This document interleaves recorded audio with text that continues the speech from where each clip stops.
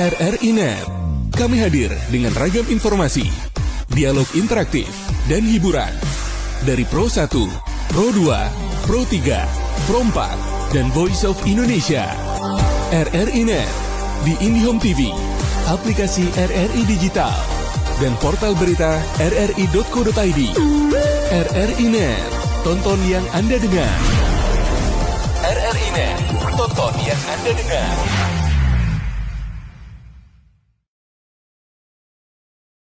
Pendengar di 94,3 Pro 1 RRI Medan dan juga pemirsa YouTube RRI Net _Medan, juga Bapak Ibu yang sudah hadir sore hari ini, selamat sore. Luar biasa sekali. Hari ini ramai ya di Alca Cafe ke PowerPoint Medan. Pendengar, untuk Anda boleh ikutan dialog kami hari ini melalui WhatsApp kami 0811616943. Spesial pendengar menjelang Hari Ibu nanti 22 Desember kami hadirkan hari ini dialog khusus untuk kita diskusikan bersama, juga nanti ada narasumbernya ya, kasih ibu sepanjang masa. Kalau kali ini judul kita adalah Ibu Cahaya Tak Pernah Padam. Bayangkan ya kalau ibu adalah cahaya lampu ini tidak pernah padam, berapa itu tagihannya ya. Tapi kalau sama ibu gratis, selalu spesial bersama ibu. Ada satu lagu juga yang spesial pendengar, walaupun kata-katanya sederhana.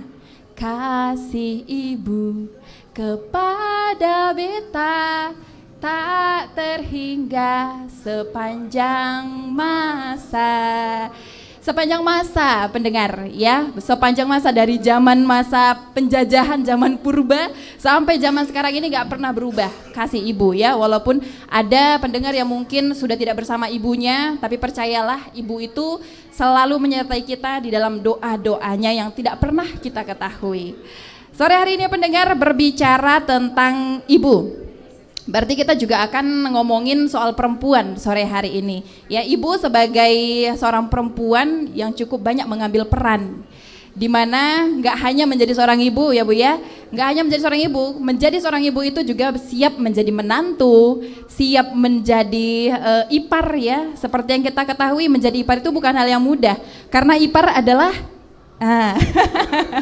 ya, menjadi ibu bukan suatu hal yang mudah, belum lagi menjadi istri. Di era gempuran apalagi di Sumatera Utara ini ya, menjadi istri juga hal yang cukup berat ya. Oke lah kalau suaminya memang api-api wahe. Ada juga suami yang memang patriarki sekali. Ini menuntut wanita berjuang lebih gigih lagi. Itu luar biasa sekali. Jadi tapi tidak hanya itu pendengar ya, dan juga pemirsa dan ibu-ibu yang hadir di sini, sudah serepot itu pun urusan ibu sudah sekomplit. Kalau menurut Loka bukan komplit lagi ya, tapi udah complicated menjadi seorang ibu. Tapi juga banyak ibu yang mengambil kesibukan-kesibukan tambahan. Di rumah udah sibuk sekali, tapi di luar juga ada yang bekerja untuk menambah biaya di rumah tangga, ada yang ojek online, ada yang ikut jadi tukang bangunan, buka usaha, jualan dagang, dan lain sebagainya. Itulah kehidupan ibu. Seperti apa sih lika-liku hidup ibu? Sore ini kita akan berbicara bersama narasumber kita pendengar yang tentunya super mom, ya, di mana juga di rumah menjadi ibu, istri, ipar. Kemudian di luar juga menjadi sosok pebisnis, banyak sekali bisnis mereka. Kita akan ulik bersama pendengar. Sudah ada narasumber kita sore hari ini, ada dari IPMI, Ikatan Pengusaha Muslimah Indonesia. Ada Bu Hajah Yuli Darbugis SE. Selamat sore Bu Yuli. Ada juga pendengar Bu Wiwi Puspitasari, Ketua Umum P3SU. Selamat sore. Jadi mereka ini Bapak Ibu dan juga pendengar, dua orang yang luar biasa sekali ya. Mulai dari Bu Yuli, ini adalah Ketua IPMI Sumut ya. Bayangkan satu laki-laki aja kadang mengurus satu perempuan katanya banyak yang mengeluh. Bu Yuli mengurus perempuan se-Sumatera Utara. Luar biasa sekali Bu Yuli. Kemudian juga tadi Bu Yuli sempat bercerita ya, selain di IPMI kesibukannya ada di proyeknya juga, ngurus anak-anak juga, ngurus bapak di rumah juga ya Bu ya. Kemudian juga ada Bu Wiwi yang kesibukannya nggak kalah luar biasa dari Bu Yuli. Pendengar, setiap hari kesibukannya ada di Islamic Jasmine School. Beliau pemiliknya, pendengar, owner ya Bu ya. Luar biasa sekali. Juga adalah penulis Kalau kata orang yang pintar menulis ini atau sering menulis adalah orang yang rajin membaca. Bayangkan kesibukan seorang ibu sempat-sempatnya membaca ya, sambil ngomong anaknya sempat baca gitu ya Bu ya. Sempat-sempatkanlah katanya. Inilah kedua narasumber kita sore hari ini. Berikan tepuk tangan dulu Bapak Ibu hadirin kedua narasumber kita yang luar biasa. Langsung saja nih lokal mau bertanya untuk keduanya. Kedua narasumber ada Bu Yuli, ada Bu Wiwi. Sudah lama sepertinya menjadi ibu. Tapi Loka mau bertanya dulu awal menjadi ibu. Gimana sih perasaannya pertama kali menjadi seorang ibu? Mungkin dari Bu Wiwi dulu karena udah pegang mikrofon nih. Baik, terima kasih Mbak Loka. Pengalaman pertama menjadi seorang ibu buat saya memang mengagetkan gitu ya. Karena ternyata tugas ibu itu tidak mudah gitu Mbak Loka. Jadi pada saat itu kita perempuan yang memang punya keinginan kuat untuk bisa berkegiatan di luar itu butuh pengorbanan. Kemudian satu hal yang harus ada tersemat di dada itu adalah semangat gitu. Karena rasa lelah itu pasti mendera. Saya yakin ibu-ibu cantik yang ada di sini juga luar biasa ini perjuangannya. Di saat orang istirahat, ibunya malah milih untuk melakukan sesuatu yang merupakan hal yang melelahkan pastinya. Tapi untuk satu pencapaian dan mimpi. Nah, pada saat saya menjadi ibu untuk pertama sekali, kebetulan pada saat itu saya Tahun berapa Ibu? Tahun 2001 saya melahirkan putri saya yang pertama lewat sesar, dan itu penuh perjuangannya karena saya awalnya mintanya normal gitu Mbak. Tapi ternyata Allah berkehendak lain, dia memiliki kelainan ya, harus disesar, dan saya merasakan wah ini melahirkan aja antara nyawa gitu ya, sudah harus kita perjuangkan. Iya. Tapi kemudian ternyata membesarkannya lebih luar biasa lagi Mbak Loka. Ya mungkin gitu, sedikit melahirkannya, nah pada saat membesarkannya membersamainya dalam tumbuh kembang yang akhirnya saya contek habis misalnya, kemudian tapi saya modifikasi dari ibunda saya almarhumah. Jadi kalau udah cerita hari ibu ini saya agak sedih Mbak. Iya, karena emosional saya kalah sekali telak, saya udah gak punya ibu gitu ya. Tapi ibu saya itu adalah sosok yang buat saya luar biasa, membuat saya kuat. Karena beliau dulu mendampingi bapak di perkebunan dengan kegiatannya yang pure seorang ibu rumah tangga. Iya. Tapi kemudian karena saya memilih untuk berkegiatan di luar, saya harus mencontoh beliau untuk mengurusi rumah tangga, tapi saya harus juga tampil prima di luar gitu. Jadi ada hal-hal tertentu yang mungkin saya tambahkan, kemudian ada yang saya berikan kepada anak-anak penguatan bahwa ibu tak selamanya berada di sisinya, tapi ibu punya cinta tanpa syarat. Wow, luar biasa. Ibu cinta tanpa syarat ya. Luar biasa sekali, mencontek plek ya dari ibunya. Berarti semua yang dulu diajarkan ibu kepada Bu Wiwi berarti itu memang bagus dan mau diteruskan kepada anaknya. Luar biasa. Kalau dari Bu Yuli, seperti apa perasaan Bu Yuli awal kali mendengar tangisan babynya, awal kali tahu oh jadi ibu ya aku hari ini ya. Gimana Bu Yuli? Ya kalau saya sih pertama sekali menjadi ibu karena memang saya pertama kali menjadi ibu tuh dalam keadaan ekonomi yang memang belum stabil. Jadi memang pure dari nol. Jadi pertama kali dari ibu itu saya melahirkan, tiba-tiba satu hari melahirkan saya harus diusir tuh dari rumah saya.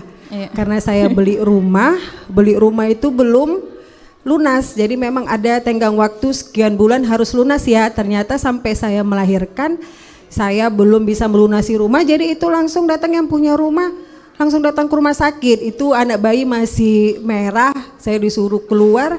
Aduh gimana itu, baru pertama menjadi ibu, senang-senangnya melihat bayi yang baru dilahirkan, tapi kita di satu sisi kita harus diusir dari rumah.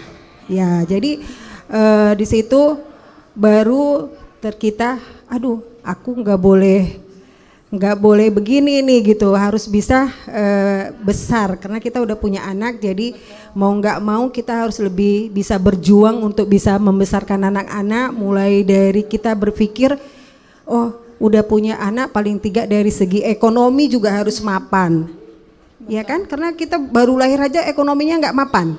Jadi kita itu punya meja di situ bisa dibuat meja tamu, itu juga meja untuk meja makan, dan juga itu tudung sajinya masih pakai koran. Ya, jadi itulah jadi seorang ibu gimana membesarkan anak-anak, karena dari mulai anak-anak masih kecil saya itu udah berproyek sampai ke seluruh Indonesia. Saya sampai ke Depok, sampai ke Manado, kita bangun hotel, saya bangun hotel, saya bangun sekolah, saya bangun rumah sakit, itu bukan di Sumatera Utara, itu di beberapa provinsi, sampai Manado itu tadi. Jadi anak-anak itu besar dengan sendirinya, ya juga suami juga ikut mendukung. Anak-anak itu besar tuh tadi, dokter yang mungkin mempunyai hari ini kita di kafe anak saya ini, karena kafenya juga baru, yang juga punya ada klinik di sini, ada klinik di depan itu ada klinik Alexandra, di sini juga ada klinik khusus cancer di sini, baru belum diresmikan karena baru pilkada. Siapa sih yang meresmikan? Gubernur mana yang menang, itulah yang meresmikan. Nah itulah. Tapi itu tadi anak-anak itu tumbuh dengan sendirinya. Jadi setiap saya duduk dengan anak-anak, walaupun anak-anak masih sekolah SMP, saya tetap katakan semua konsekuensi hidup itu ada. Anak-anak mau sekolah yang bagus, mau pakai handphone yang bagus, mau fasilitas yang bagus, tapi harus berkonsekuensi. Maksudnya mama di luar, papa di luar, tapi anak-anak harus bisa memanage dirinya sendiri. Jangan bukan anaknya mamanya pergi ke proyek kemana ngurus proyek, anaknya hancur. Tidak begitu kan. Makanya saya bilang mau sekolah yang bagus, nak, orang punya handphone tipe sekian, mau segitu, ya mama pergi kerja. Kalau kita nggak bantu suami kan kita juga ya pas-pasan gitu. Jadi alhamdulillah anak-anak punya konsekuensi sehingga bisa memanage dirinya sendiri. Jadi kita punya capek kerja, tapi anak-anak sesuai dengan yang diharapkan. Luar biasa. Ya, ada yang itulah menjadi dokter, awal mula menjadi ibu. Luar biasa. Awal mulanya padahal diawali dengan kesedihan berarti ya Bu ya. Diusir itu dia. Benar-benar diusir. Itu datang ke rumah sakit sampai suami saya itu kemarin lagi main proyek di Aceh, ya kebetulan juga di Korea. Itu bukan sama orang Korea main proyek itu. Terakhir itu rugi pula Bu proyek itu, gitu loh. Iya, rugi pula proyeknya, minjam uang kemana-mana nggak bisa. Terakhir kita pinjam uang, kita cashkan rumah itu, ya kan Bu. Pertama saya tinggal sama ibu saya, tapi suami saya itu namanya orang Sunda selalu sungkan. Setiap hari kalau bapak saya belum masuk kamar, dia nggak mau masuk kamar, segan penyegan. Kalau kita bawa makanan ke dalam kamar, dia udah marah. Katanya kok bawa kamar nanti ini ya gitu. Jadi sampai saatnya kita mencoba untuk memiliki rumah harus berpisah sendiri sama orang tua. Itulah mulainya kita. Di situ anak saya baru lahir, disitulah saya diusir dari rumah. Ya itulah perjuangan Bu awal Yuli. Awal melahirkan seorang anak ibu ya Bu ya. Ya. Awal melahirkan udah ada cobaan, tapi sampai sejauh ini Bu Yuli dan juga Bu Wiwi bisa survive ya. Bu Yuli dan juga Bu Wiwi tadi juga latar belakang Bu Wiwi memang, tapi Bu Wiwi tadi memang di awalnya tidak terlalu duka ya Bu ya. Anak orang kaya ibunya, orang kaya. Jadi ibu memang dibesarkan sudah memang dipersiapkan dari matang sebelum menikah ya. Ya, kalau Ibu Wiwi masih ditinggalkan harta warisan, kalau saya nggak ditinggalkan ya Bu. Ini dari sendiri. Nol ya. Iya, dari nol sendiri, kayak di SPBU. Oke. Perasaan yang campur aduk tentunya di awal kelahiran seorang anak, ya mungkin bahagia sekali, tapi akan ada kekhawatiran seperti kata Bu Wiwi tadi, membesarkannya ini kayak mana nanti mendidiknya, apalagi kalau memang mengambil keputusan bahwasanya perempuan atau ibunya ini harus bekerja, ini akan lebih menjadi pikiran, tambahan pikiran lagi ya, karena anaknya akan ditinggal. Syukur-syukur kayak Bu Yuli ya, ditinggal tapi tetap sesuai dengan harapan. Tapi ada juga ibu-ibu di luar sana yang memang kecewa dengan anak-anaknya. Iya, ini banyak sekali. Jadi kita sore hari ini akan mengulik dari mereka berdua ini, pendengar, gimana caranya anak ditinggal, ibu bekerja, bapak bekerja, tapi anak-anaknya tetap jadi orang-orang sukses yang sesuai diharapkan orang tuanya.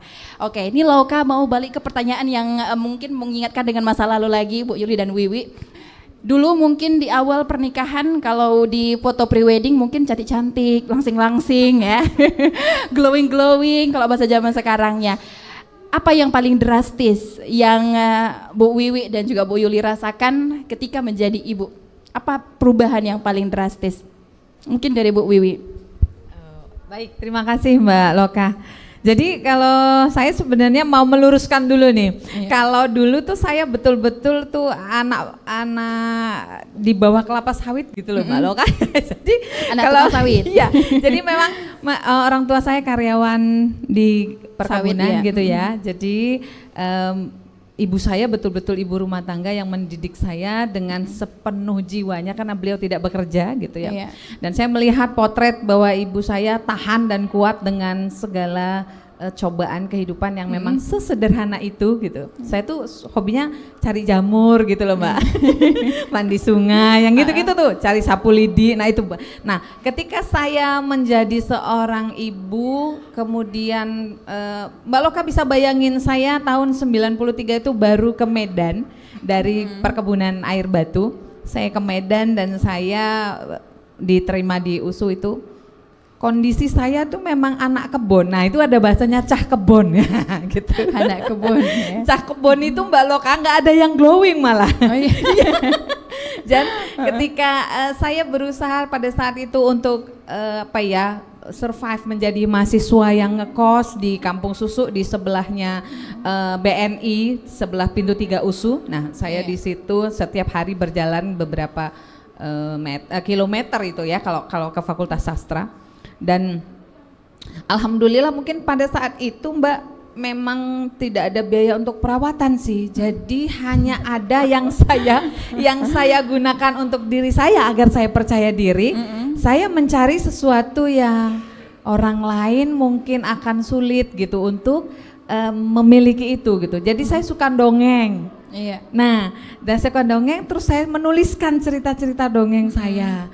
Kemudian saya ya sambil menulis itu beberapa kali saya akhirnya berkesempatan gitu Mbak Loka untuk mendapatkan pekerjaan yang sebenarnya bukan karena saya memang guru, akhirnya pekerjaan itu bersinggungan lah dengan kepenulisan. Nah, saat ini yang menjadi problem adalah kalau dulu saya itu langsing Mbak, sekarang langsung saya. Sekarang langsung iya, ya. betul. Karena jam istirahatnya juga mungkin nggak mulai berantakan, nggak seperti dulu lagi ya. Apalagi saya memilih untuk menulis dan alhamdulillah sampai saat ini saya ada sekitar 200-an buku yang sudah saya tulis. Wow, Mbak. 200 buku. Sebagian besar di penerbit Erlangga. Jadi kalau ada Wiwi Puspitasari untuk penulis buku anak, itu saya orang Sumatera Utara dan kayaknya satu-satunya masih. Dan sepertinya hal itu yang membuat saya percaya diri sih, walaupun nggak glowing amat gitu. Dan akhirnya ketemunya itu sama Arek Surabaya. Nah, itu Mbak. Oh, ini Bapak ya. Ya, ada Bapak. Nah, itu yang membuat mungkin perjalanan hidup saya kemudian ya penuh liku lah ya menjadi seorang ibu. Kemudian saya harus berada di dua ini Mbak. Saya memang orang Jawa, tapi saya puja kesuma itu loh. Putri Jawa keluyuran di Sumatera. Kelahiran Sumatera gitu. Merantau ke Sumatera, biasanya orang Sumatera merantau ya, ini orang Jawa. Nah, ketika ketemu sama suami saya agak kesulitan baik dalam hal komunikasi, apalagi ibunya suami itu mengira saya itu butet gitu loh Mbak. Jadi saya tuh panggilannya kalau dipenulis di Jawa kalau kita udah ngumpul, saya tuh dipanggil butet padahal saya sebenarnya orang Jawa, tapi karena saya dari Medan satu-satunya, jadi butet gitu, jadi saya bilang ya sudahlah butet KW pun jadilah saya bilang. Nah itu Mbak perjalanan yang kemudian mengantarkan saya untuk bisa berdampingan dengan beberapa atau dengan lingkungan yang berbeda adalah dengan banyak membaca, kemudian memberikan teladan kepada anak kita ketika mereka harus berjauhan dari saya, mereka akan tetap baik-baik saja ketika mereka juga meneladani apa yang mereka baca. Jadi dua putri saya juga sudah punya buku yang ber-ISBN. Jadi yang pertama itu sudah punya 4 buku novel, dia nulis. Yang putri kedua sekarang mahasiswa ilmu komunikasi di Surabaya, itu dia juga udah nulis buku cerita yang berdasarkan, dia dulu sayang kucing Mbak di sini. Nah, tapi kalau waktu ngekos di sana saya nggak izinkan untuk pegang kucing gitu ya. Nah, waktu di sini punya, dia ceritain di bukunya itu tentang kucing. Jadi saya berharap mereka pada saat saya tinggal dan ditinggal suami bekerja, mereka akrab dengan literasi, dengan buku dan tidak kemana-mana dalam tanda kutip, dia tetap berada dalam kondisi baik-baik saja di lingkungannya gitu, Mbak. Luar biasa, super mom sekali ya, nggak sukses untuk dirinya dia sendiri, tapi anaknya juga, semuanya sukses, suami juga. Karena sering didongengi, Mbak. Iya. Dari perut tuh. Iya. Dari Dongeng dalam itu perut. juga sebagai ini memang ilmu untuk Iya, anaknya dari betul, kecil. Mbak. Luar biasa sekali. Kalau dari Bu Yuli, seperti apa perubahan Bu Yuli? Perubahan yang cukup drastis mungkin yang Bu Yuli rasakan sejak masih gadis berubah menjadi ibu. Kalau dari masih gadis, kebetulan kalau saya waktu gadis itu sehari-harinya itu malah pakai sepatu tinggi harus 12 cm. Ya, Gadis karena sekali saya ya. kebetulan sekretaris ya Bu ya, sekretaris, jadi kita sesuaikan dengan background kita di sekretaris. Jadi setelah saya berumah tangga, saya berubah benar-benar menjadi orang lapangan karena kebetulan saya bekerja itu dulu di kantornya Bapak DL Sitorus yang perkebunan juga ya Pak ya. Saya 22 tahun di situ bekerja menjadi sekretaris yang itu pakai high heels terus itu 12 cm. Jadi kemana dengan rambut berkelintong-kelintong gitu ya Bu ya. Jadi tapi tetap ya di batas yang memang kita seorang perempuan yang memang harus sebagai contoh, walaupun masih gadis harus contoh juga bagi lingkungan kita ya. Betul. Jadi alhamdulillah setelah berumah tangga itu potretnya berubah. Saya menjadi memang harus pakai sepatu skate, tidak lagi menjadi sekretaris. Saya di lapangan karena saya pertama mendapatkan kerjaan juga dari bos saya Bu. Ya pertama saya keluar, saya buka salon di Cemara Asri itu kemarin sama Pak Rahmat Sah itu dulu punya perumahan. Saya buka salon. Jadi karena kebetulan bos saya itu orang Nasrani dan orang Batak. Saya ditelepon, kamu di mana sekarang? Oh saya buka salon Pak setelah keluar dari pekerjaan. Oh menurut orang Batak salon itu tidak bagus. Dan kamu bukan background di situ. Karena setiap hari kan saya kalau sekretaris itu ikut-ikut beliau nengok kerjaan di lapangan. Nanti beliau marah, saya lihat kenapa beliau marah. Oh ternyata keramiknya mereng. Oh kenapa dia marah? Karena saya bukan dari saya kuliah di Nomensen, saya via Fakultas Ilmu Administrasi Sekretaris saya itu ya. Jadi memang berubah banget. Jadi saya belajar itu karena belajar itu bukan harus dari buku ya Bu ya. Itu lebih banyak kita dari lapangan. Jadi setiap ke lapangan saya lihat kenapa Bapak ini marah. Oh ternyata tukang itu naik ke lantai 3 tidak membawa apa-apa dengan tangan kosong. Ternyata kalau kita naik ke lantai 3, apa yang mau dibawa? Misalnya kita mau bawa paku atau mau bawa bahan bangunan.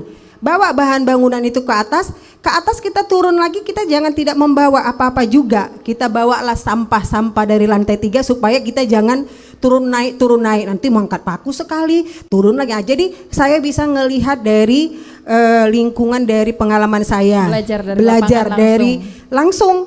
Ternyata setelah itu saya dikasih pekerjaan, saya menimbun tanah ya.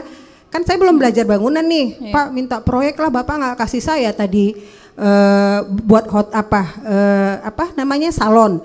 Saya minta kerjaan di luar dari salon, dikasihlah saya pengadaan semua hotel-hotel beliau yang ada di seluruh Indonesia, saya pengadaannya, mulai TV, mulai piring, mulai semua itu saya, spray saya semua. Jadi saya bilang ini tidak menantang pekerjaan Pak. Kenapa? Saya cuman saya dapat fee. Saya cuman beli, ini bukan saya juga. Ternyata saya mau bangunan. Nah, saya dikasih dulu pekerjaan yang harga 700 juta. Saya menimbun di Jalan Helvetia itu hanya 6.000 meter. Ternyata juga tanah yang saya masukkan itu tanah kara, belajar. Tiba-tiba saya dipanggil, "Yuli, kamu di mana?"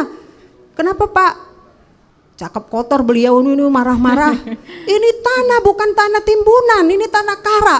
Oh, saya lihat ini tanah harusnya tanah merah, harus juga di lab. Rupanya tanah timbunan itu juga harus di lab. Nah, saya masukkan aja yang penting tertimbun. Nah, terakhir disuruh bongkar itu lagi tanah, bongkar semua, masukkanlah tanah lagi.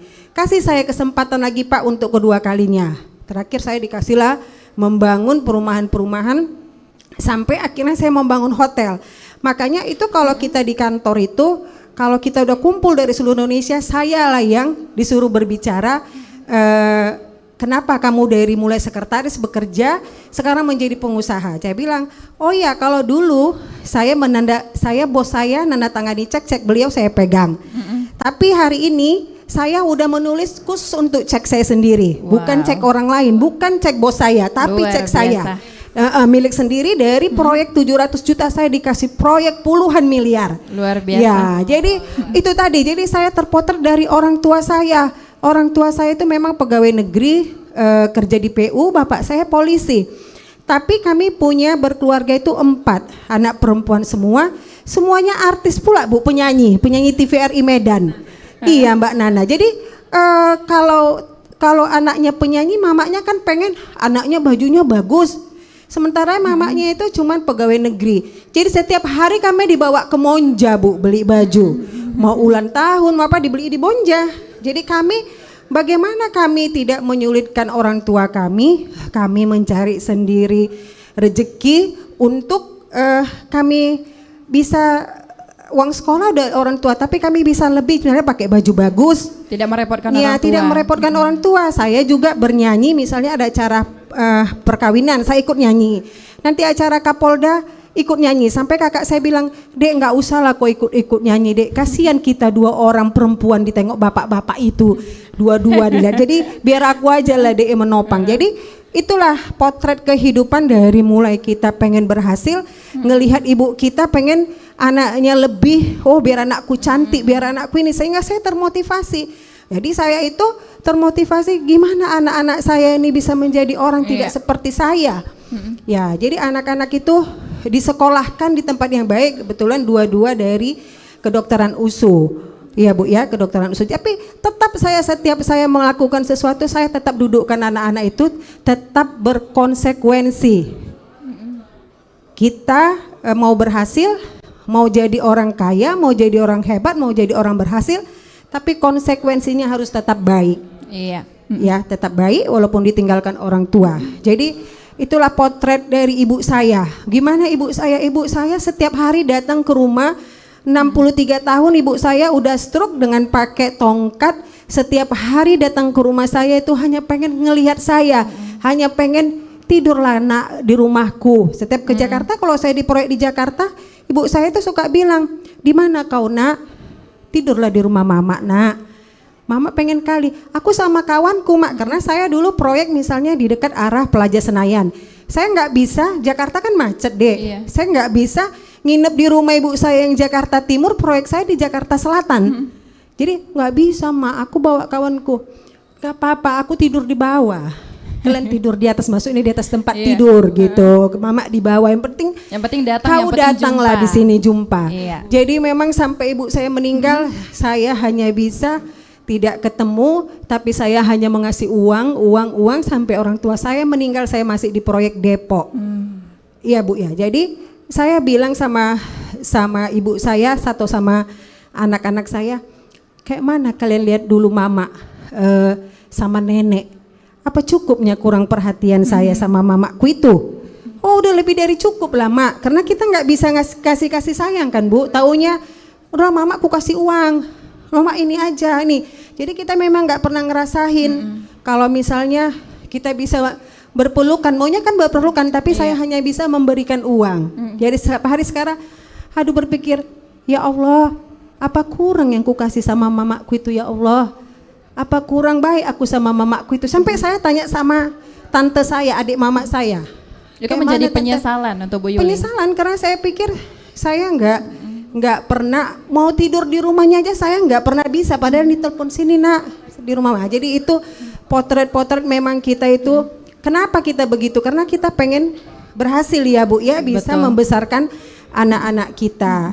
Iya. Ya. Harapan ya. dengan uang tadi bisa mengcover Iya, semuanya. Ternyata kita kira memang nggak hanya uang, nggak hanya uang. bukan, Bu, Ibu ya. juga memang harus Iya. pandai memberikan, ada kasih sayangnya cukup, uangnya juga cukup. Iya. Jadi memang jadi ibu ini agak sedikit seperti yang kata-kata tadi, agak complicated sekali. Iya. Pendengar dan juga Bapak Ibu yang hadir di Alca Cafe sore hari ini, Kalau tadi Bu Wiwi sempat bercerita pandai mendongeng ya, Iya, bisa benar, mendongeng dan juga sering memberikan pelajaran pendidikan terkait dongeng kepada siswa-siswinya di Islamic Jasmine School ya Bu ya. Iya. Jasmine Sore Islamic ini School. kita akan mendengarkan satu dongeng dari Bu Wiwi, mungkin singkat saja ya Bu Wiwi ya. Benar. Tentang ibu. Nah, ini kayak mana kalau kita todong langsung? Apakah Bu Wiwi depan-depan Bapak Ibu IPMI? Oke, langsung Ibu Wiwi. Baik, terima kasih Mbak Loka. Jadi Bapak Ibu, saya mohon izin bahwa saat ini saya akan berada di posisi seorang ibu guru taman kanak-kanak. Karena dongeng yang saya bawakan ini adalah khusus memang dongeng Islami buat anak usia dini yang pernah menjadi juara 1 se-Indonesia dan saya akhirnya mendapatkan hadiah umroh dari Menteri Agama Republik Indonesia. Dongengnya yang saya bawakan ini dongeng yang ada isinya bagaimana seorang ibu yang sangat mencintai anaknya.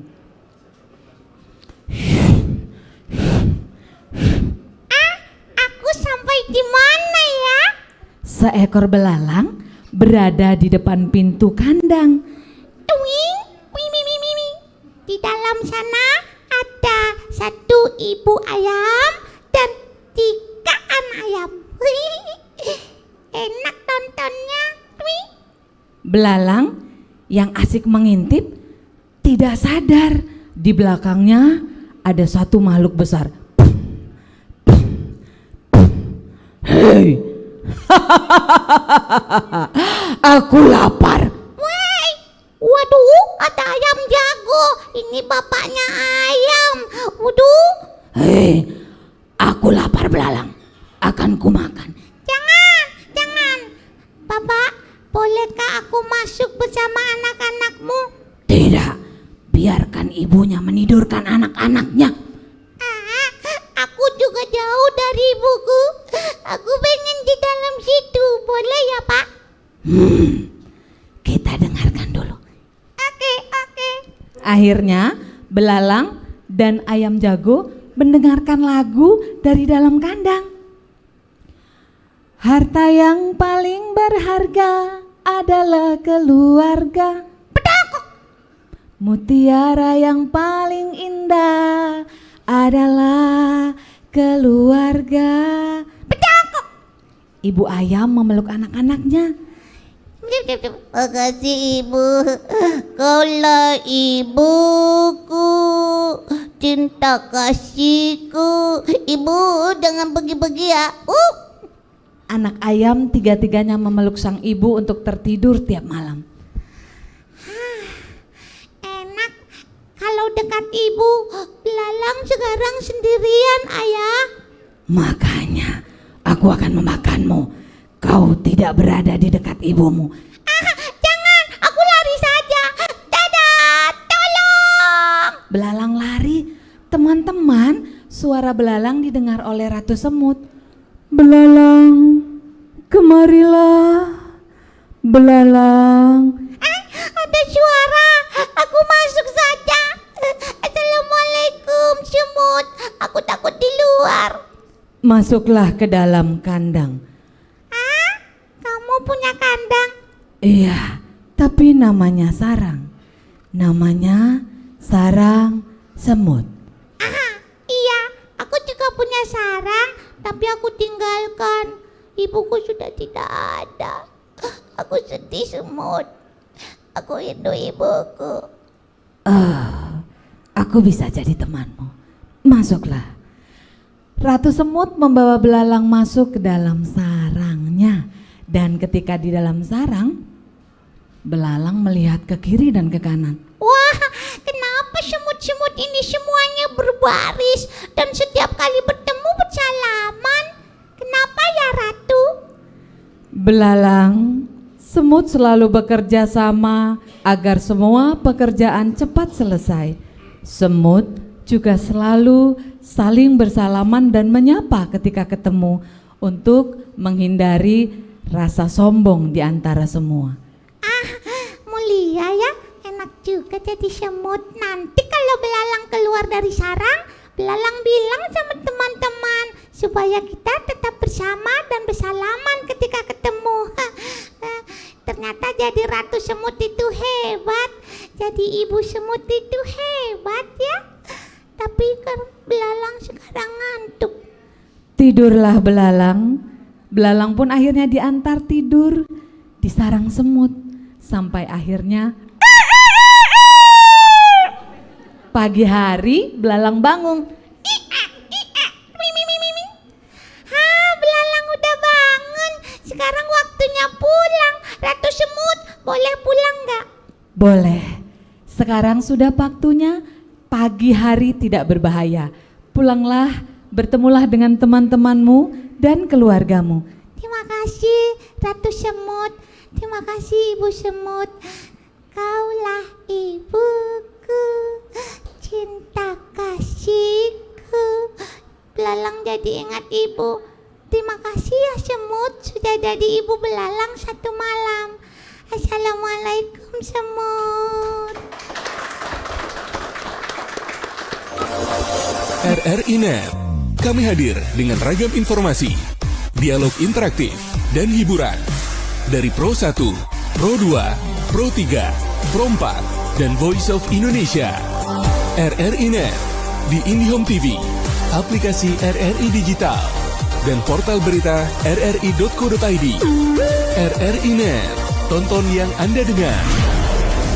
RRI Net, tonton yang Anda dengar.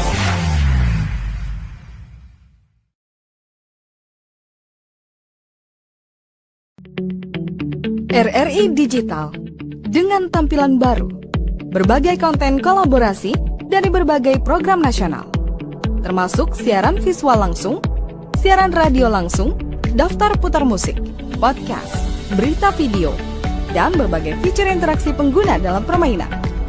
Berbagai konten menarik seperti suka, komentar, dan berbagi, serta obrolan langsung dengan penyiar dan pengguna.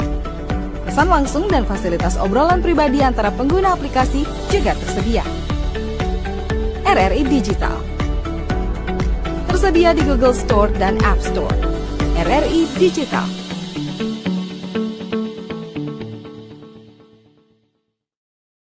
Anda masih bersama kami pendengar dalam dialog luar studio sore hari ini. Masih ada Lauka Ginting dan ada juga dua narasumber kita, ada Bu Yuli dan ada Bu Wiwi. Tadi Bu Wiwi juga sudah sempat mendongeng ya, luar biasa sekali. Berikan tepuk tangannya lagi dong Bapak Ibu. Wow, saya hampir meneteskan air mata loh. Padahal lucu ya, tapi memang ada tersirat yang menyangkut ibu ini memang sangat emosional sekali ya Bu ya. Masih dalam tema kita tadi, pendengar, Ibu Cahaya Tak Pernah Padam. Ini masih dengan Bu Wiwi ini. Kalau tadi Bu Wiwi sempat bercerita bahwasanya sangat mengetahui bagaimana kondisi ibunya ya, sebagai ibu rumah tangga yang tahan dengan cobaan begini begitu. Kalau Bu Wiwi sendiri melihat, bagaimana Bu Wiwi perbandingan antara ibunya Bu Wiwi dengan Bu Wiwi sebagai ibu kepada anaknya sekarang? Baik, terima kasih Mbak Loka. Jadi saya punya kenangan manis yang mungkin nggak akan saya lupakan seumur hidup ya. Kalau udah cerita ibu saya susah Mbak. Emosional sekali ya. Memang ya. Jadi almarhumah ibu saya itu adalah perempuan yang betul-betul mengabdikan dirinya untuk keluarga. Hingga ia melupakan kesehatannya. Dan kesehatan beliau menurun ketika beliau di usia 67 tahun dan 68 tahun lah ya. Beliau meninggal 1 bulan setelah ulang tahunnya. Dan itu saya ingat beliau bilang sama bapak, pokoknya nggak mau nyusahin anaknya. Karena mungkin gini ya Mbak, kita pada saat kecil ngelihat ibu itu cerewet gitu ya. Ibu itu semuanya diatur, saya tuh sampai main kuaci itu dijemput gitu kalau nggak pulang gitu. Kuacinya dibakar kalau nggak mau mandi, kalau nggak mau, terus saya kalau lagi makan dulu kebiasaan dari kecil tuh suka sambil baca buku gitu Mbak. Jadi makannya nggak selesai-selesai karena baca buku aja gitu. Jadi ibu saya tuh mengerah pada saat itu. Kamu itu makan yang tertib, jangan baca buku. Nah saya kesel, sempat kesel gitu ya. Tapi ketika saya dewasa, saya kok ngerasa bahwa oh ibu ternyata punya aturan-aturan sendiri yang membuat saya akhirnya punya kebiasaan untuk bisa memanage diri sendiri dan melakukan hal-hal itu dengan mandiri. Tapi kemudian perbedaan ibu saya yang punya waktu penuh buat keluarga dan saya yang pada saat menjadi ibu harus berbagi, saya juga berbagi kasih sayang dengan anak didik. Saya kemudian setelah bekerja di beberapa perusahaan modal asing, tapi saya memilih untuk menjadi ibu guru. Karena hobi saya untuk bercerita, itu akhirnya saya memilih jadi guru TK. Padahal gaji pertamanya 25.000 saja, Mbak. Jadi tahun 94 saya punya honor untuk guru TK 25.000 saja. Dan pada saat itu saya berpikir saya nggak akan mau jadi guru biasa. Saya pengen jadi guru yang mempunyai sesuatu yang lebih untuk saya berikan kepada negeri ini dan kepada keluarga saya. Karena nggak mungkin orang semua beranggapan apa sih guru TK itu kok dijadikan pilihan pekerjaan, itu bukan profesi kayaknya, karena memang nggak ada jaminan untuk itu, apalagi saya luar negeri ya Mbak, bukan PNS maksudnya. Jadi kalau guru-guru swasta seperti kita, kalau kita nggak punya nilai lebih, nggak ada value dari diri, itu nggak akan bisa untuk berkembang. Maka saya mengambil itu tadi pelajaran dari ibu saya bahwa kamu bisa jadi dirimu sendiri dengan apa yang Bapak Ibu berikan. Bukan harta, tapi kamu punya ilmu. Akhirnya saya pun melakukan itu kepada anak-anak, tapi memang kendalanya adalah saya tidak punya cukup waktu dengan putri-putri saya. Jadi putri saya akhirnya memilih masuk psikologi itu Mbak, karena dia punya trauma masa kecil kehilangan ibunya. Kehilangan sosok ibu. Iya. Pernah kesepian berarti anaknya. Betul Mbak. Jadi kita sempat ngelihat putri saya itu dia merasa mama sampai sekarang akhirnya walaupun dia sudah dewasa ya, dia setiap hari minta mama pengen peluk karena pada saat saya tinggalkan bekerja itu dia dulu saya tinggal dengan beberapa orang yang bergonta-ganti gitu ya, pengasuhnya, penjaga. Jadi rasa aman di dirinya itu kurang pada saat dia kecil, dan itu saya merasa hutang saya sampai sekarang. Jadi putri saya itu seperti itu. Yang kedua, alhamdulillahnya lahirnya setelah eyangnya, utinya itu sudah di sini, udah pensiun gitu. Nah itu lebih baik. Tapi putri saya yang pertama memang betul-betul pejuang ketika saya merasakan kesulitan untuk mendidik mereka dengan cukup waktu. Jadi saya hanya memberikan waktu saya misalnya malam itu untuk karena saya sambil kuliah juga waktu itu kan Mbak. Jadi luar biasa kan ternyata kuliah setelah jadi ibu gitu. Nah, saya tuh harus korban waktu, korban tenaga sampai putri saya bilang, "Mama lebih sayang laptop daripada adik." Itu bahasa dia yang buat saya betul-betul ya Allah, saya jadi ibu yang masih belum sempurna. Saya pengen memperbaiki itu setiap hari sampai akhirnya saya pun menjadikan beberapa buku dongeng saya terinspirasi dari mereka. Jadi hal itu yang Mbak yang membuat saya itu melakukan didikan ke anak saya itu lebih dari ibu saya, tapi bukan berarti saya lebih baik dari ibu saya. Karena saya kira ibu bekerja tetap saja punya cinta tanpa syarat, tapi dia punya waktu yang bersyarat untuk anaknya. Tak bisa membersamai setiap saat, tapi cintanya tak pernah hilang, selalu lekat. Wow, luar biasa. Ini ngomong aja udah kayak baca tulisan ya. Luar biasa sekali. Kendalanya ada di waktu. Tapi kalau misalnya ibunya Bu Wiwi pada zaman dulu waktu nggak kurang. Full Mbak. Full waktu. Tapi harus ikut ngambil jamur. Iya, betul-betul. Jadi saya tuh ngerasa waktu itu, ibu ada di mana-mana, ibu ada di mana-mana. Nah, ketika anak saya ini udah dia malah merasa mama hugging, dia minta peluk gitu ya. Masya Allah nih anaknya ternyata luar biasa sekali pengalaman Bu Yuli dan juga Bu Wiwi sore hari ini. Tapi kita juga mau dengar interaksi bersama teman-teman yang sudah hadir di sini, abang Anda, bapak-bapak, ibu-ibu yang sudah hadir, khususnya ibu dari IPMI Sumut. Adakah yang ingin bertanya atau apakah ada yang ingin berbagi cerita sore hari ini? Halo, silakan. Silakan. Dengan Ibu siapa? Oh iya, ada. Iya. Bagi Anda juga diperbolehkan pendengar untuk bergabung dalam interaksi sore hari ini melalui WhatsApp kami 0811616943. Silakan dengan Ibu siapa? Perkenalkan, nama saya Evelina Sirait. Bu Evelina, ya silakan Bu Evelina. Mendengar dari pembicaraan dua narasumber yang hebat di mata saya, Jadi saya teringat gitu. Untuk zaman sekarang ini, kira-kira apakah pola asuh zaman dulu masih pantas diterapkan dengan zaman sekarang ini? Mengingat zaman sekarang zaman gadget ya. Kira-kira gimana menurut para narasumber berdua yang hebat ini? Terima kasih. Itu saja Bu Evelyn. Ya. Iya, baik. Terima kasih Bu Evelyn dari IPMI Sumut. Apakah ada lain? Biar kita tampung dulu ya Bu ya. Kita tampung, kita tabung dulu ini pertanyaan-pertanyaannya. Ada lagi dengan Ibu siapa? Ya, silakan. Ini kayaknya masih kakak ini. Tapi karena hari Ibu kita panggil Ibu aja ya Kak ya. Oh udah Ibu. Awet-awet muda ya. Dengan Ibu siapa? Saya dengan Lili Handayani. Ibu Lili. Silakan Bu Lili. Assalamualaikum warahmatullahi wabarakatuh. Waalaikumsalam. Seperti kita ketahui bersama ya Bu ya, untuk zaman sekarang ini kan semua anak-anak udah menggunakan gadget ya Bu. Dari mulai yang kecil, yang remaja, yang dewasa udah pakai gadget. Jadi menurut ibu-ibu narasumber, gimana cara kita mengajari anak-anak ini supaya tidak ketergantungan dengan gadget?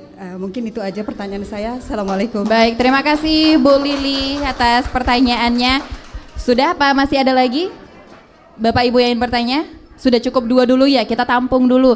Ini juga akan menjadi pembahasan yang sangat luas ini. Tadi kalau pertanyaan dari Bu Evelyn, apakah dulu pendidikan ataupun pengajaran anak yang dulu itu masih akurat jika digunakan sekarang dengan zaman yang sekarang ini? Ya mungkin Bu Lili dulu. Ya, makasih Bu Evelyn. Saya tahu juga Ibu Evelyn ini adalah ibu yang hebat buat anak-anaknya. Jadi kalau menurut saya ya Dek ya, yang apa tadi yang tempo dulu sama sekarang itu bukan berarti ajaran tempo dulu itu tidak kita gunakan buat hari ini di zaman yang sekarang lagi sosmed merajalela Gen Z ya. Jadi perpaduan mungkin ya, perpaduan mana yang baik dari yang kemarin ya, cara pengajaran tahun sama sekarang itu mungkin bisa digandengkan ya Bu ya, Bu Wiwik ya. Bukan berarti kalau misalnya yang dulu nggak baik sekarang baik, itu salah. Karena kenapa yang dulu tidak kita tidak bilang nggak membedakan yang baik dan buruk. Kalau yang dulu tidak baik, tidak mungkin hari ini muncul ibu-ibu yang hebat terhadap orang tua yang tempo dulu. Kita kan generasi dari yang tempo dulu. Berarti kan sekecil apapun, sekekurangan apapun yang dibuat oleh ibu kita pada zaman dulu, itu pasti ada hasilnya buat kita sekarang. Tinggal kita aja yang menginikannya bagaimana. Oh ibuku kurangnya di sini. Oh aku harus begini, nggak boleh larut. Maaf cakapnya bukan berarti ibunya bandel, anaknya bandel. Ya kan? Jadi yang dulu itu tetap menjadi inspirasi apa yang dibuat ibu-ibu kita dulu itu bukan tidak boleh diterapkan, malah kita itu kekurangan yang dulu kita isi dari sekarang. Betul. Kekurangan sekarang kita isi dari kekurangan yang dulu. Makanya jadi bisa berkesinambungan, yang baik kita ambil, yang kurang baik kita tinggalkan. Betul. Ya? Jadi ada yang kurang ditambahi, yang lebih dikurangi karena gitu semua ya Bu ya. kalau misalnya tidak baik yang dulu tidak kita terapkan hari ini, karena semua ini ibu-ibu tempo dulu ya kan Bu? Iya, hasil didikan yang zaman dulu. Tempo sekarang, ya kan Bu? Iya, kita baik dari ibu kita yang dulu, anak kita baik juga dari kita yang sekarang. Jadi itu penerus, tidak lepas dari yang orang tuanya juga. Iya, siap. Demikian tadi untuk Bu Evelyn yang sudah bertanya. Bisa dikolaborasikan dulu dan zaman sekarang. Iya. Dan yang pertanyaan kedua tadi ada dari Bu Lili terkait gadget katanya. Bagaimana ini Bu Wiwi? Zaman sekarang anak-anak kalau nggak dikasih gadget nggak mau makan, nggak dikasih gadget nggak mau ini, nggak mau belajar. Kayak mana nih Bu Wiwi selaku memang juga Bu Guru ini, bukan hanya ibu rumah tangga, Bu Guru juga. Baik Mbak, saya coba menjawab mungkin dari pengalaman. Jadi ibu-ibu hebat yang ada di depan saya pasti punya keinginan anak-anak itu punya kemampuan yang dia bawa lahir kemudian dia jadikan sebagai guru utamanya. Nah, karena itulah sebenarnya penggunaan gadget itu nggak boleh juga kita larang, tapi kita punya kebijakan untuk membatasinya. Jadi harus ada batasan waktu penggunaan itu yang memang ketat kita lakukan. dan teladan yang ada kepada anak-anak.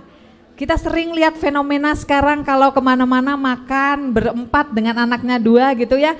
Itu sampai di tempat makan bukan ngobrol tapi empat-empatnya pegang HP dan bersama tapi tidak dalam kebersamaan. Ada dan tiada gitu namanya. Nah itu yang sebuah kesalahan yang terlihat dari potret pendidikan sekarang. Jadi harapannya adalah ketika kita mau memberikan kepada anak batasan menggunakan gadget, maka orang tua juga ketika anak sedang berbicara mencobalah untuk menghilangkan gadgetnya, meletakkan gadgetnya dulu, berikan kontak mata kepada anak, hargai kehadirannya, karena hal-hal ini yang sangat banyak sekali sekarang menjadi membuat anak speech delay. Kemudian anak, karena kebetulan sekolah saya juga sekolah anak berkebutuhan khusus Bapak Ibu. Jadi kita menghadapi banyak sekali orang tua yang mengeluh katanya anaknya ini nggak bisa ngomong, diketahui setelah 2 tahun. Nah diusut punya usut ternyata dari kecil dia selalu ditontonkan dengan gadget. Jadi itu membuat dia tidak mau interaksi dengan lingkungan lain. Dengan kata lain dia mengarah kepada autisme. Jadi hal yang tidak bisa dia adaptasi karena dia terbiasa dengan satu arah dengan gadgetnya. Nah itu yang berbahaya. Semoga kita semuanya bisa nanti mungkin memberikan kepada anak-anak kita ini. Kayaknya berikutnya kan anak-anak nih yang akan menjadi generasi penerus. Untuk tidak memberikan kesalahan yang sama ketika kita lepas pengawasan penggunaan gadget. Apalagi anak-anak sekarang dalam generasi lost ya Bu, Bapak, karena harus belajar kemarin lewat daring. Nah itu membuat beberapa alasan mereka harus punya handphone, harus punya gadget, harus punya gawai. Tapi hal itu ternyata tidak baik ketika penggunaannya tidak diberi aturan. Dan insya Allah dengan seringnya Bapak Ibu berinteraksi, ngobrol, komunikasi, anak-anak itu perlahan akan mengerti bahwa penggunaan gadget itu tidak akan berarti tanpa kasih sayang orang tua. Jadi sebenarnya mendongeng itu untuk anak ibu-ibu muda mungkin nanti kita bisa terapkan seperti yang sekarang kami gaungkan di Perkumpulan Pendidik Penulis Sumatera Utara. Jadi saya di situ dan teman-teman juga sedang memajukan literasi dan memberikan pelatihan mendongeng kepada ibu-ibu muda di sekolah. Gitu Mbak. Luar biasa, sudah mungkin sangat cukup ya, sangat cukup jawabannya tadi untuk Bu Lili tadi. Terima kasih Bu Lili. Dan ini memang Loka banyak sekali pertanyaannya sudah Loka sediakan karena Loka juga memang sangat excited dengan hari ini, dengan menanti Hari Ibu. Dan tapi waktu kita sangat disayangkan sekali, udah dipanggil-panggil dari tadi. Langsung saja ya, Loka di akhir ini ada mau game nih untuk Bu Lili dan juga Bu Yuli dan juga Bu Wiwi sore hari ini. Nama gamenya JS, jawab singkat, singkat saja ya. Ini nanti bergantian Bu Yuli dan juga Bu Wiwi menjawabnya ya. Ini pertanyaan pertama, udah merasa membahagiakan ibu atau belum? Sudah. Sudah. Bu Wiwi? Belum. Belum. Oke. Pertanyaan berikutnya, apa hal yang dilakukan yang paling buat ibu marah dulu? Kayaknya jarang buat ibu marah ya. Anak baik budi. Ya. Gimana supaya ibunya senang? Selalu buat ibunya senang. Kalau dari Bu Wiwi, apa yang pernah buat ibunya Bu Wiwi marah?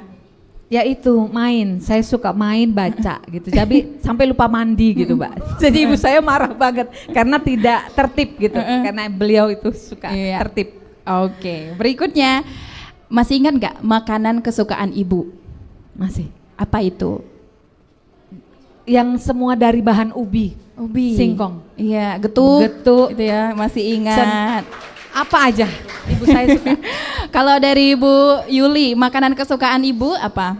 Labu sama arsik ya. Arsik, ikan arsik. Arsik ikan mas. Ikan mas ya. Wow.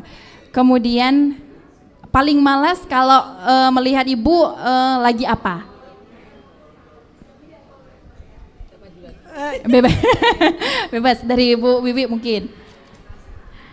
Kalau lihat ibu lagi sedih gitu. Karena saya ngelihat beliau ternyata harusnya sudah bahagia bersama saya. Tapi ketika beliau masih hidup pun beliau sempat sedih karena pernah beliau bilang, "Kamu capek, Nak. Biar ibu bantu sebisa ibu." Jadi pada saat itu beliau yang menjaga putri saya yang kedua ketika saya berjuang untuk luar impian biasa. saya. Iya. Haru. JS, jawab singkat terakhir dari Bu Yuli ya. Apa yang paling malas gitu kalau melihat ibu tuh lagi apa? Kalau ngelihat orang tua saya itu kebanyakan minum obat. Wow. Udah berobat ke dokter, nanti minumnya yang herbal, diminum lagi, ini lagi dicampur semua, jamu juga ini dokter, jadi ya, ya semuanya. Nggak bisa dibilangi. Nggak bisa dibilangi, ya padahal untuk kesehatan ya. Betul. Siap. Itu tadi dia JS pendengar, jawab singkat bersama kedua narasumber kita yang juga seorang ibu dan tentunya juga pernah memiliki ibu. Juga seperti kita yang hadir di sore hari ini, semoga semakin dekat, semakin akrab dengan ibu. Seperti kata Bu Wiwi tadi, jangan terlalu sering main gadget ya, hargai waktu selagi masih bersama. Kalau ada satu lagu pendengar yang selalu ada di ingatan kita ya, kalau lagi azan mau azan maghrib gitu ya, ada anak bertanya kepada bapaknya. Tapi ada juga bahkan semua anak bertanya kepada ibunya. Bahkan seorang bapak pun tetap bertanya kepada ibunya. Jadi kita akhiri dialog sore hari ini pendengar dengan satu lagu seorang anak bertanya kepada ibunya. Que sera, sera, whatever will be, the future not ours to see. Sera, sera. Itulah jawaban ibu ketika seorang anak bertanya selalu kepada ibunya, ibunya selalu jawab yang terbaik untuk anak-anaknya. Demikian dialog sore hari ini bersama saya Loka Ginting dan dua narasumber cantik kita Supermam sore hari ini pendengar. Terima kasih, sampai jumpa kembali di dialog luar studio bersama RRI Pro 1. RRI Digital dengan tampilan baru, berbagai konten kolaborasi dari berbagai program nasional, termasuk siaran visual langsung, siaran radio langsung, daftar putar musik, podcast, berita video, dan berbagai fitur interaksi pengguna dalam permainan. Berbagai konten menarik seperti suka, komentar, dan berbagi, serta obrolan langsung dengan penyiar dan pengguna. Pesan langsung dan fasilitas obrolan pribadi antara pengguna aplikasi juga tersedia. RRI Digital tersedia di Google Store dan App Store. RRI Digital.